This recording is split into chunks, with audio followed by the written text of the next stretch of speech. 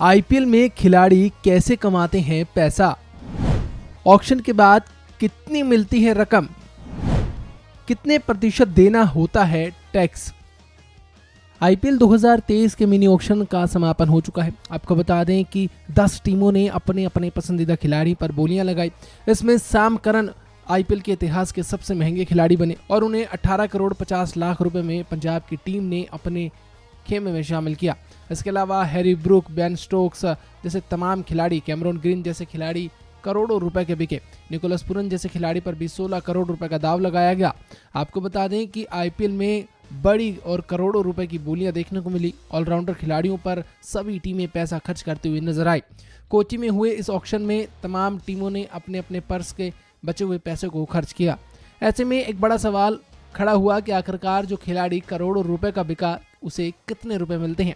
क्या जो खिलाड़ी 18 करोड़ का बिका उसे पूरे 18 करोड़ मिल जाते हैं या फिर कुछ टैक्स भी कटता है। आज इस वीडियो के माध्यम से हम आपको बताएंगे कि आखिरकार खिलाड़ी पैसा कैसे कमाते हैं। सबसे पहले बात कर लेते हैं खिलाड़ियों के पैसे की। आपको बता दें कि खिलाड़ियों को पैसा दिया जाता है, जितने ऑक्शन में उन पर बोली लगती है उस पैसे के बाद खिलाड़ियों को टैक्स देना होता है। इस टैक्स की बात करें तो सबसे पहले टीम टीडीएस काटती है। टीडीएस कितना प्रतिशत होता है उसके बारे में जानकारी दें तो खिलाड़ियों पर लगी बोली का 10% टीडीएस के रूप में काटा जाता है। और आजकल तो सरकार के नियमों के तहत टीम भी इस मामले में ढील नहीं करती है। इसके बाद भी खिलाड़ियों को कुछ पैसा टैक्स के रूप में देना होता है और वो होता है आईटीआर। इनकम टैक्स रिटर्न खिलाड़ियों को खुद फाइल करना होता है। इसके बाद सरकार को टैक्स देना होता है और भारत सरकार को पैसे देने के बाद खिलाड़ियों को बचा हुआ पैसा मिलता है। कितना मिलता है इसके बारे में सही आकलन करना और बता पाना थोड़ा मुश्किल है। बहरहाल अब बात करें कॉन्ट्रैक्ट फीस की तो खिलाड़ियों को कॉन्ट्रैक्ट फीस किस्तों में मिलती है या फिर पूरी एक साथ दी जाती है। इसके बारे में आपको जानकारी दें तो खिलाड़ियों को कई तरीकों से पैसा मिलता है। टीमें खिलाड़ियों को 3 तरीके से भुगतान करती हैं। ज़्यादातर टूर्नामेंट शुरू होने से पहले 1 हफ्ता पहले तक 15% पैसा देती है। इसके बाद टूर्नामेंट के दौरान 65% पैसा दिया जाता है और टूर्नामेंट खत्म होने के बाद 20% फीस का भुगतान कर दिया जाता है। और बड़ा सवाल खड़ा होता है कि आखिरकार विदेशी खिलाड़ियों को और भारतीय खिलाड़ियों को पेमेंट किस करेंसी में की जाती है, यानी कि विदेशी खिलाड़ियों को भी क्या भारतीय रुपए दिए जाते हैं या डॉलर में उनका भुगतान किया जाता है।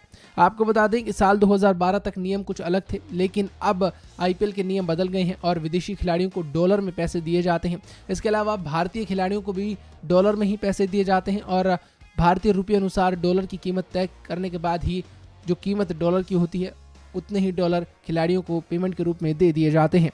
इसके अलावा बड़ा सवाल होता है कि क्या अच्छे प्रदर्शन के बाद खिलाड़ियों को बोनस भी मिलता है। आपको बता दें कि बोनस के रूप में सबसे ज़्यादा चौके मारने वाले, सबसे ज़्यादा छक्के मारने वाले, सबसे ज़्यादा कैश लेने वाले खिलाड़ी, विकेट लेने वाले खिलाड़ी, सबसे ज़्यादा रन बनाने वाले खिलाड़ियों को टीमें बोनस नहीं देती हैं। लेकिन आईपीएल के नियमानुसार man of the match, player of the tournament जैसे तमाम अवार्ड्स होते हैं जिनके तहत खिलाड़ियों को बोनस मिलता है और खिलाड़ी उससे भी एक्स्ट्रा पैसा कमाते हैं। वहीं एक बड़ा सवाल फैंस के मन में आता है कि अगर कोई खिलाड़ी पूरे सीजन में उपलब्ध रहा और एक भी मैच नहीं खेला तब क्या होगा। आपको बता दें कि नियमों के अनुसार आईपीएल टीम को तब भी उसे पैसा देना होता है, तब भी फीस का भुगतान करना होता है। अगर खिलाड़ी कोई करोड़ों रुपए का बिका और उसे एक बार भी प्लेइंग 11 में शामिल नहीं किया गया, इसके बावजूद भी आईपीएल टीमें उस खिलाड़ी को पूरा भुगतान करती हैं, साथ ही उसे पूरा पैसा दिया जाता है। और अगर कोई खिलाड़ी आईपीएल में सीजन के बीच में टीम को छोड़ता है तब उसके पैसों में कटौती की जाती है। लेकिन अगर खिलाड़ी को चोट लगी हो और खिलाड़ी उपलब्ध नहीं रहा हो, इसके बावजूद भी आईपीएल में टीमों को खिलाड़ी को पैसा देना होता है। तो ऐसे में खिलाड़ियों को जिस दाम पर खरीदा जाता है, जिस दाम पर उनकी बोली लगती है, उसके बाद खिलाड़ियों को टीडीएस देना होता है, आईटीआर फाइल करनी होती है और उसके बाद जो टैक्स देने के बाद पैसा बचता है वो खिलाड़ियों की ऑक्शन की कमाई होती है। यानी कि 18 करोड़ या 18.5 करोड़ में बिकने वाले खिलाड़ी को पूरे पैसे नहीं मिलते हैं, उसे 10% टीडीएस, इसके बाद इनकम टैक्स रिटर्न देने के बाद जो पैसा बचता है वही उसकी कमाई होती है। जो कुछ आपकी राय है कमेंट करके जरूर बताएं। वीडियो को लाइक, शेयर और चैनल को जरूर सब्सक्राइब करें। नमस्कार।